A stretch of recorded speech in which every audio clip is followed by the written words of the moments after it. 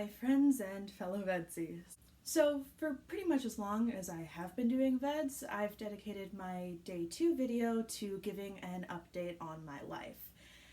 And that's not always the easiest. I usually cry in this video, at least a little bit. So for this year, in order to minimize that, I'm just going to do a chronological summary recount of what the past 11 months have looked like for me, because I think that's probably going to be the most effective way for this to happen. So I always go a little stir crazy in October. I think all VEDSies have a little bit of that. It's always really weird for me to go from crazy hyper busy to pretty much just school. So when one of our professors sent out an email saying that they needed a costume crew for the school production of Into the Woods, I thought that sounded like the perfect opportunity to get busy. And oh my god, was I busy.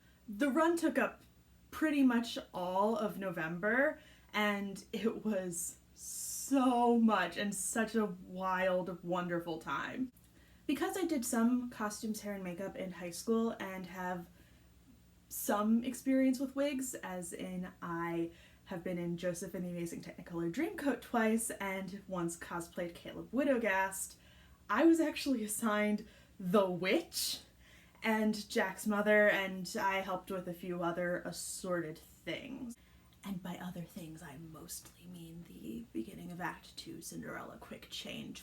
It was an incredible experience.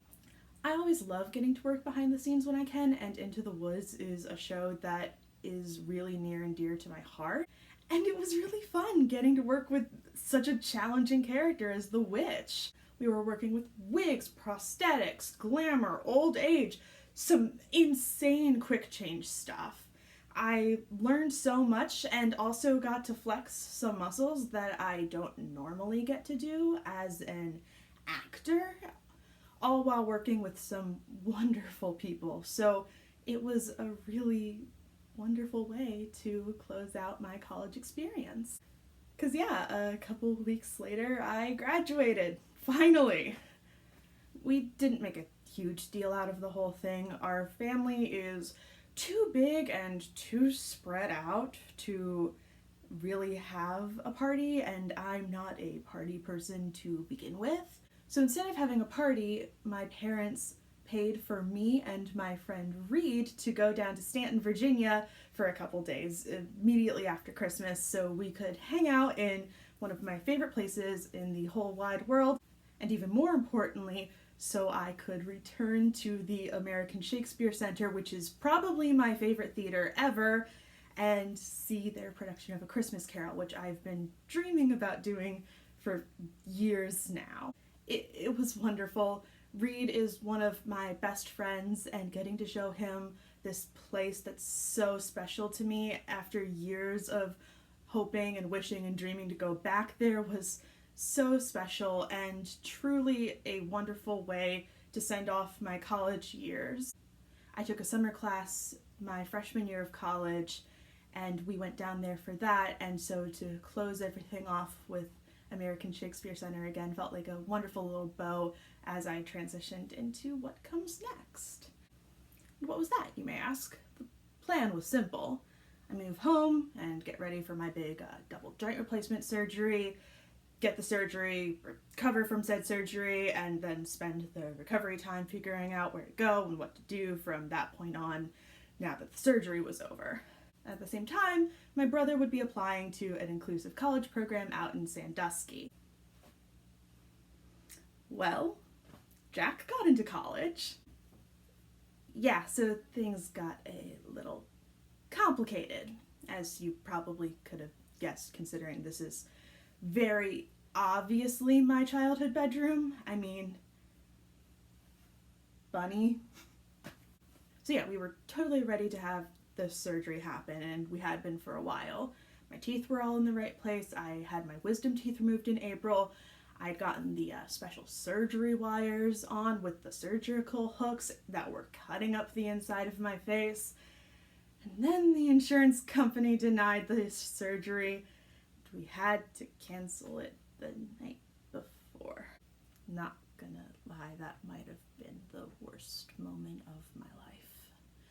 And considering some of the shit I've seen, that really is saying something. For years now, everything has been building up to this surgery, and as terrifying as that is, I was ready, both for the literal surgery and to finally be able to move on with my life. And they denied it, and they continue to deny it. And I'm not gonna lie, the entire summer really has just been me battling the hopelessness and the helplessness of the entire situation, and trying to find some way that we can still make it happen. Then, to make things even more interesting, we'll call it, since Jack's program is at a commuter school, he and our mom needed to move closer to where he'll be. And since nothing can be simple with this family, they got a house. They only moved in a couple weeks ago, and so things are still very strange here. Still sorting through and cleaning up the chaos of the move because my dad and I are still here. Sort of. When he has work, he's here, and when he doesn't, he's there. Like I said, it's all very strange. So yeah, I'm just trying to figure out both how to get myself out of this standstill and then what to do to keep myself occupied as I wait for the time when I can, like, live my life. Everything has such a long waiting period right now. Like, I started pursuing therapy in early June, and I still have a month and a half before that appointment. It's not happening till mid-October, and I started pursuing it in early June. Everything is like this right now. It's... So I'm really glad that it's finally time for VEDS, because I need both the company and the distraction. So yeah, that's what's been up with me. Tried to balance out the good and the bad the best I could. I didn't cry, so I think I did a pretty good job on that. Well, tomorrow's video is going to be much more fun. I promise that. Alright, my friends and fellow VEDSies. I'll see you tomorrow.